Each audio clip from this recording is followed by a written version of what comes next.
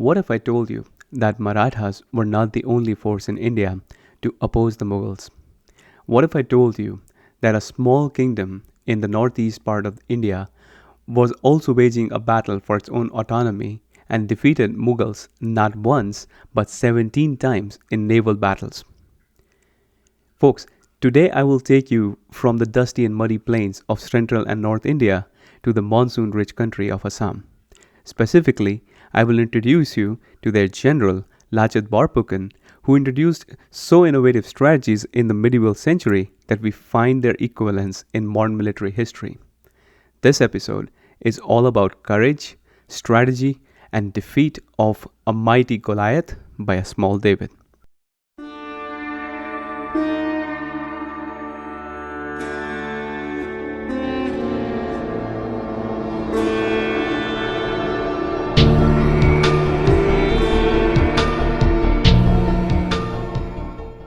Before I dive into how they actually managed this incredible feat of courage, I want to talk a bit about their origins. Most of the tribes in Indian kingdoms who are native to the land are originating somewhere within India. But this is the one instance where a tribe from the foreign land actually originates. So these Ahoms actually were from eastern Laos and Cambodia. And the story goes that there were two princes, and both of them were vying for the single throne.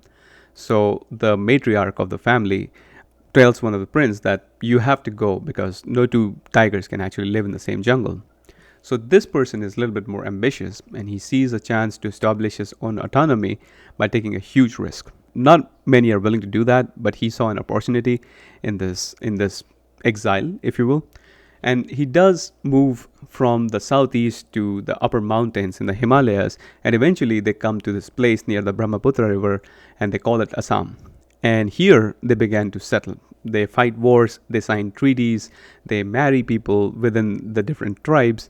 Most importantly, they assimilate within the land. So they adopt Hindu practices and they adopt Hindu culture while retaining some of their own practices. Now, this is a far cry from the people and the invaders who have come from the west to this country. They've always sought to impose their own culture, never thinking that they can actually assimilate within this particular country. So with this, their kingdom, after a while, stretches to the Manas River, right outside Bengal of that time, and all the way up to the mountains of the northeast, where the Himalayas gracefully come down into the forested lands of Manipur, Meghalaya, and Assam. So the Ahoms come and they assimilate and began to expand very quickly. They defeat the neighboring tribes, they sign treaties, and after a while in the 1500s, they are a full-fledged kingdom. Naturally, this is not going to escape the note of another big kingdom in India at that point of time called the Mughals. In Shah Jahan's time, the first contact between these two empires is actually documented. So the Mughals started to invade from Kuch Bihar. They captured a large part of the Ahom territory right up until Guwahati, which was their capital. So the Ahoms sent a diplomatic mission to Shah Jahan saying that, hey, let's respect each other's boundaries from here on, and this is the treaty, we agreed to the terms of surrender, and let's end the war here. Shah Jahan agrees, and this treaty persists until death of Shah Jahan, after which the Mughals start to fight within themselves. And as soon as they do, Ahoms realize, oh, great opportunity, let's capture our land, and they do. After a while, once the war of succession settles and Aurangzeb comes to power, he realizes that there is an independent Hindu kingdom right at the edge of his empire, and he is furious because for Aurangzeb everything is religious. So he orders his best general Mir Jumla with one single task for the Eastern mission, and that was to take this Hindu kingdom and reduce them to slaves. The Ahoms had really no information about the storm that was going to hit them. And as it happens in peacetime, after their victory and the recapture of their territories, they had fallen back into the same patterns. All of them were busy about capturing more power, more influence, and petty politics of that particular time. And they didn't see the greater threat that was coming their way. What was worse was that when Mir Jumla laid his plans, he sent out word for Ahom nobles to join him if they were discontent with the king. And you know what happened? Many of them actually took up on his offer. This is the ultimate sad betrayal of Hindus by Hindus themselves. For Mir Jumla, the task became easy, and he went through Assam like a hot knife through butter. He captured Guwahati with lightning speed, and he captured the two unconquerable forts after that formed the gateway to Assam. King Jayadwaj had to hide away in the Namrup mountains. Finally, when Mir Jumla was done, he ordered the king to sign a treaty in which he not only had to give away most of his wealth, but also he had to give his only daughter and niece to the Mughal harem. Imagine the dishonor that the king must have felt. He not only lost his homeland, he not only lost the confidence of his people, but his only daughter and niece were now subject to the lust of this deranged religious bigot. What was worse was that Mir Jumla took several nobles hostage so that Ahoms won't attack when he retreated back to his home base of Kuch Bihar. King Jayadwaj was righteously angry at himself. He had failed to see the greater threat. He had allowed the petty politics to dominate the court. The result was that the Mughals were now occupying most of Assam. However, in that moment, he changed. He declared that all the petty politics would be set aside. From now on, the Ahoms would have a single goal: to liberate their motherland from the clutches of the Mughals. However, before any strategy could be enacted out by Jayadwaj, he breathed his last. He was succeeded by his son, Chakradhwaj Singh. Now, this new king, Chakradhwaj, was pretty young, and he had seen firsthand the destruction of his land by the Mughals, the widespread rape, the loot, and the arson that was committed by the Mughal troops.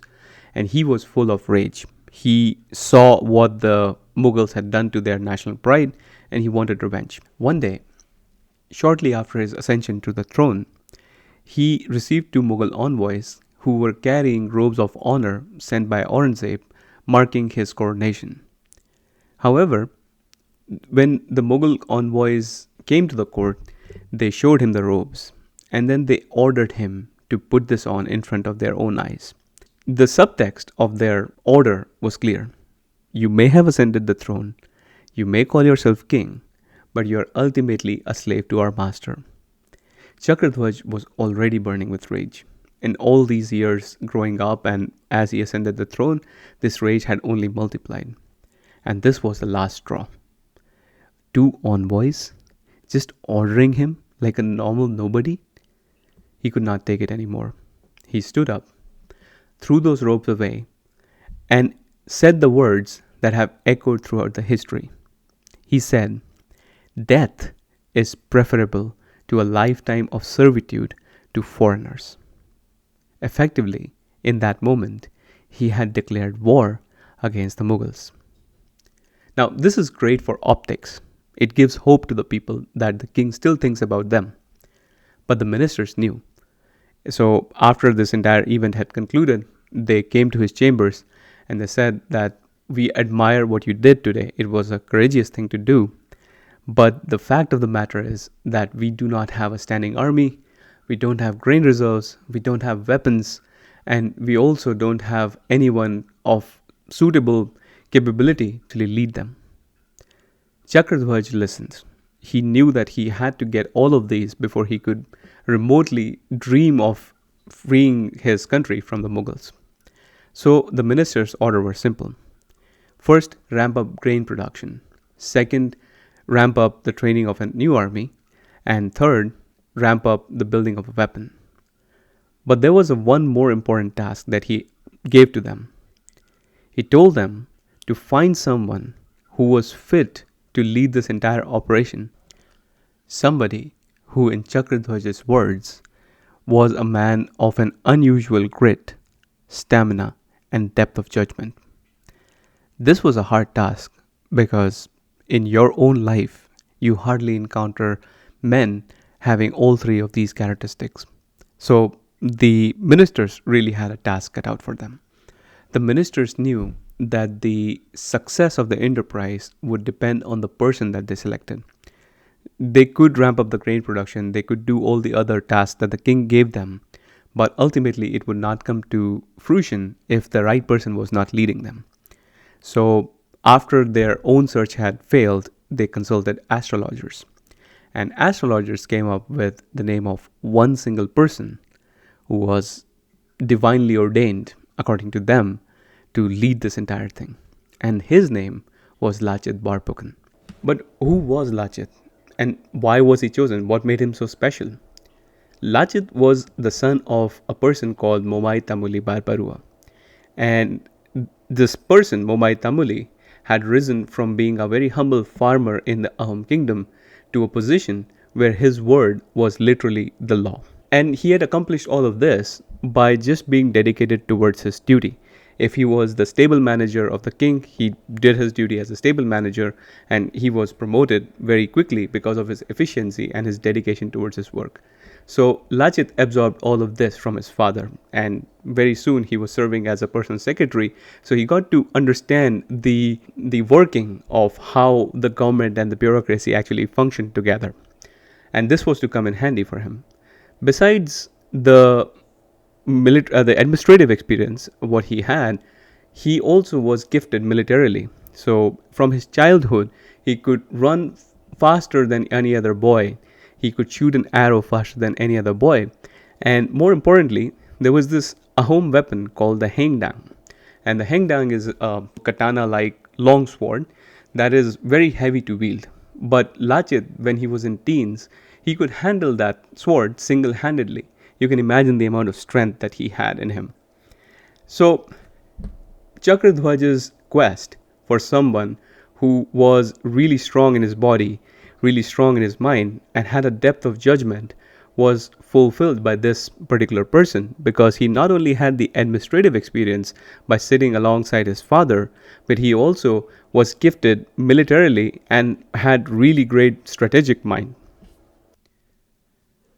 However, Chakradhwaj wasn't a person who would just simply give in to this divine recommendation without testing this person. So he tested Lachit on various tasks and gave him almost impossible situations to solve, but Lachit passed each of these tests with flying colors. As a result, he was given complete administrative and military authority to do whatever he saw fit to liberate the land of Ahoms from the clutches of Mughals. Now, this was radical because prior to this, the communication had to go through king and he had to approve, and then it would be relayed back to the commanders in the field. But cutting this cost by making Lachit the central linchpin in the entire operation, Chakradhwaj had basically streamlined the communication that needed to go through him and through the other commanders. Now there was only one person who could do everything in place of the king. And Lachit got to work with amazing eagerness because he too had seen the fall of Ahoms. What he did was to devise something that the Mughals did not anticipate. And the plan was to leverage the Brahmaputra as the highway for the Ahom boats as a sort of a mobile artillery to take out these strongholds that the Mughals were occupying. And Mughals, if you remember from my other podcasts, are primarily a land-based force. They don't really know how to fight on water, and they really have no idea about what to do if an amphibious army attacks them. So the first thing, after carefully stockpiling weapons and building them in secret in the dense forests of Assam, these forests are so dense, just to give you an idea, that even if you were operating a full-fledged forge in the clearing of your forest, you will still not see smoke up until the horizon because the constant rain and the clouds will mask it. So all of this preparation goes on in complete secret. Lachit ordered his new mobile artillery to float down the Brahmaputra and launch an attack on the two strongholds the Mughals were occupying. And the attack was a complete surprise. The Mughals had absolutely no answer. And within a couple of months, not years, a couple of months, the entire Mughal garrison stationed inside the Ahom territories had been routed. And the nobles that Mir Jumla took had been freed, And the Ahoms actually pursued the Mughals right up until Cooch Behar, and now they had redrawn the map. So they had captured everything that they had set out for. And this should be the logical end of the story. But if you know anything from my previous podcast, you know that Aurangzeb never admits defeat easily. You saw this in the case of Marathas, where he kept sending general after general to try to reduce Shivaji to dust. And he also cannot tolerate the same thing from the Ahoms as well, because it was inconceivable to him that the Mughals would lose to a Hindu army. Chakradhwaj and Lachit both knew that Mughals are going to come back and counterattack. They just needed to use the time in between this counterattack to strengthen defenses and wait for the Mughals when they actually came back with even greater force to capture this territory. And Lachit turned out to be an even greater genius in defensive warfare and rather than when he was conducting an offensive warfare. And this is something that surprised and shocked me. I was reading US Vietnam War accounts, and there was this Ho Chi Minh Trail, which was so quickly repaired by the Vietnamese that after a full night of strafing by the Americans, they would find this trail to be completely intact the next morning. Something very similar was to occur 300 years before this actually happened in the modern warfare. And what Lachit did was something that, again, shows his CEO brain in action.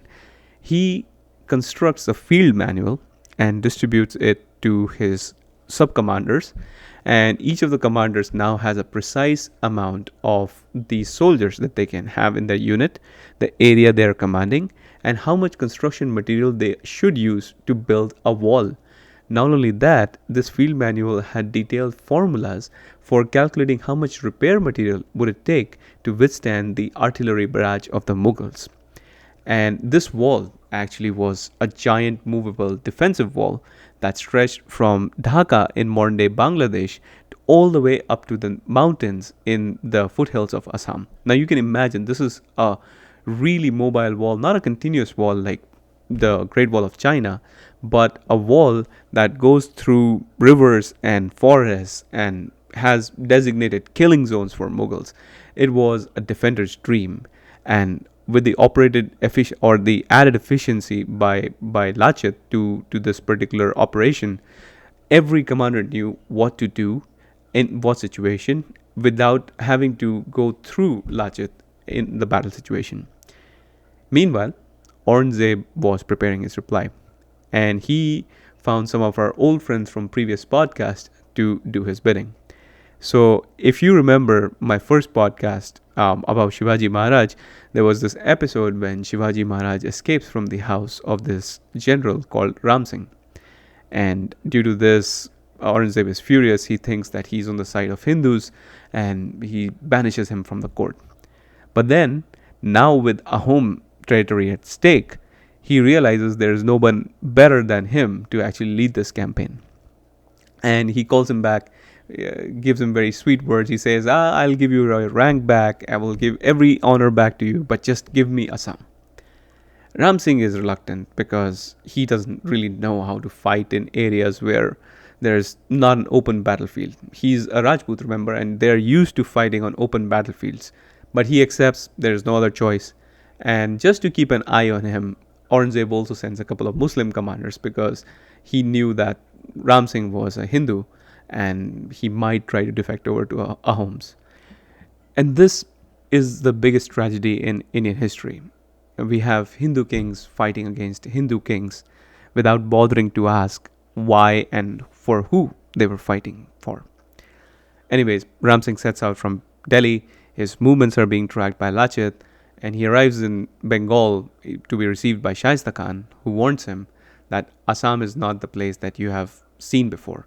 It's, according to him, a land of witchcraft and cunning women, and also the Ahom commanders are steadfast in their service to Lachit. They will not be bought, they will not be cowed, and they will not leave their leader at any crucial point of time. So none of the stratagems that Mir Jumla was trying before will actually work this time. Ram Singh is also eager to test the new troops in the battle, and he launches the first assault very quickly.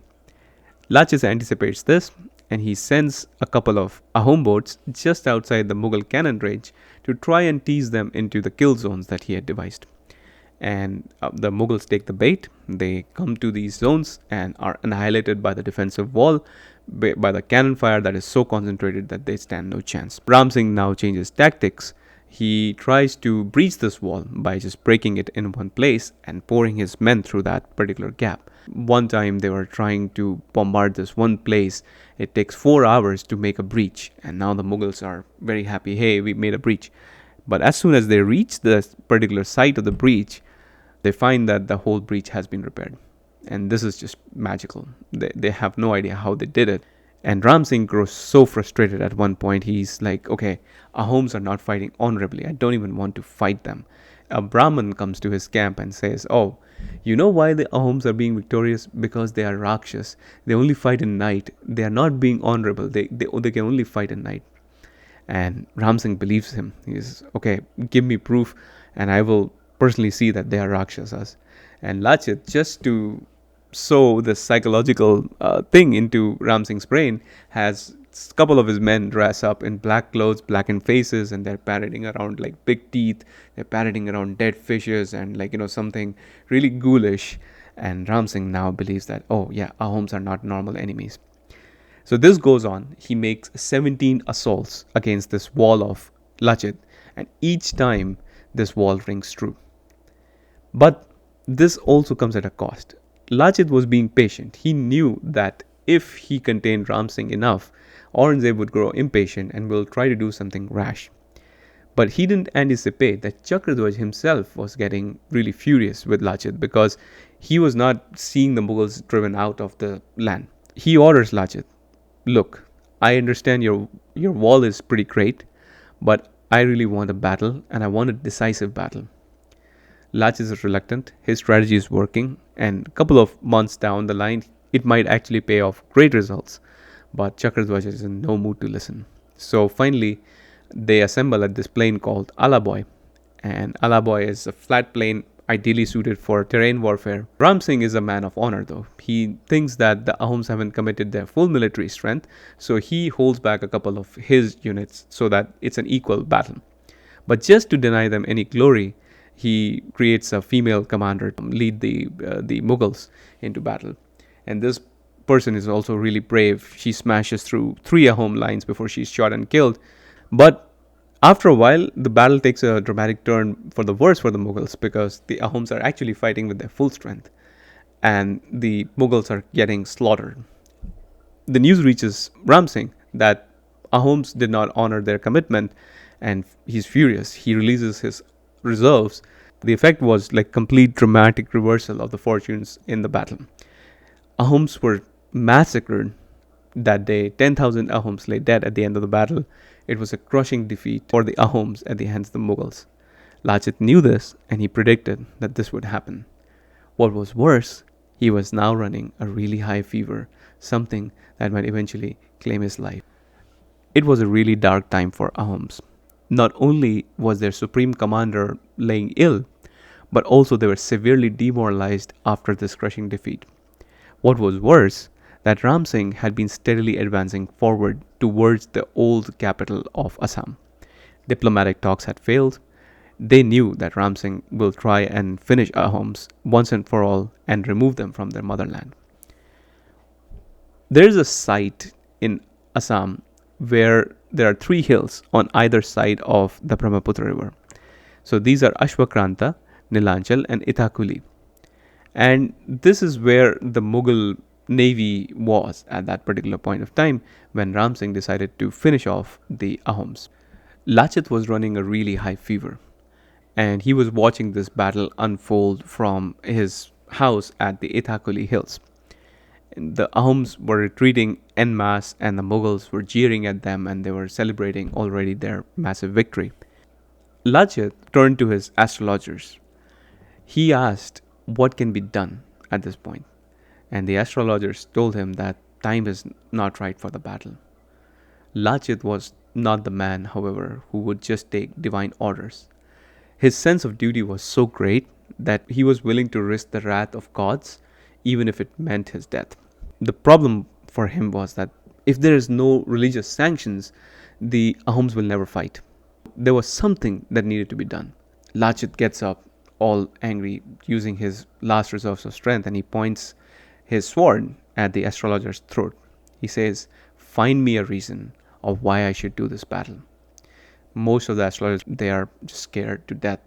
They just don't know what to say because it's all in the books. Finally, one astrologer says, and this is very significant, he says, "My lord, you can fight this battle because today is the day that Sri Ram fought Ravan." And this is all Lachit needs to get the divine sanction. Lachit gets some inner strength now. He stands up and he stands on the boat. So there's one oarsman who is trying to row his boat away from the Mughal advance, and he yells at the retreating boatman. He yells those words which have become immortalized in the history of Assam. He said, "Are you cowards? Where are you running off to? You're running off to your wives and kids without my orders. Should I also do the same? Abandon my motherland in the time of her need? Are you men or are you cowards?" And just to make his point, he literally throws off his oarsman with one blow into the river. And the news that Lachit had just thrown away one of his oarsmen in anger spreads throughout the Ahom camp. They're really scared of this person. He's really strong, even if he has fever. And the news terrifies the Ahoms. It also energizes them because they also hear the words that he was speaking. And the Ahoms knew that fleeing from the Mughals was not the answer. Because if they fled to the security of their wives and kids, there will be no Assam. All they will be is just slaves of Mughals. So courage returns to them. And in the meantime, the Mughals are already prematurely celebrating, "Hey, yeah, we have defeated the Ahoms." And the Mughal commander, in fact, is on his boat smoking a hookah with his back turned towards the enemy. Rule number one in military, never turn your back on your enemy. The Ahoms steal onto his boat and they shoot him through the head. And now everything is turned. The Ahoms are in full-fledged fight mode, and they form a bridge between these two banks, and so dense was the bridge that no Mughal boat could escape. And at that time, in between those three hills, this place is now called Saraighat, it was a massacre several times greater than what they had witnessed in Alaboi. Only this time, it was the Ahoms who were doing the massacring and the Mughals who were on the receiving end of it. Such was the onslaught that the Mughals retreated back to where they came from, and the Ahoms just pursued them towards the former boundaries. Ram Singh had this to say after his adventure in Assam. He said, "One who comes to fight against Assam should be thrashed on the cheek by scavengers with their broomsticks," which means that he was so impressed by Ahoms that even he could not dare to go against them. Even though there were great celebrations in the Ahom camp at the Mughal defeat, it was also a sad moment for them. After their victory at Saraighat, Lachit fell into a deep coma and he never emerged from it. He died a couple of days later. What can be said about such a man? This man single-handedly devised not just the plan to defeat Mughals, but also organized the entire military and civil administration of his country with one single purpose: efficiency, order, and combat effectiveness. So great was this person's dedication to his duty and his country that he didn't even let death take him before he had completed his mission. We can all learn this sense of duty and dedication towards one's goal from this great man. I will be back with another episode, another great story from the land of Bharat. Until next time, see you, take care, goodbye.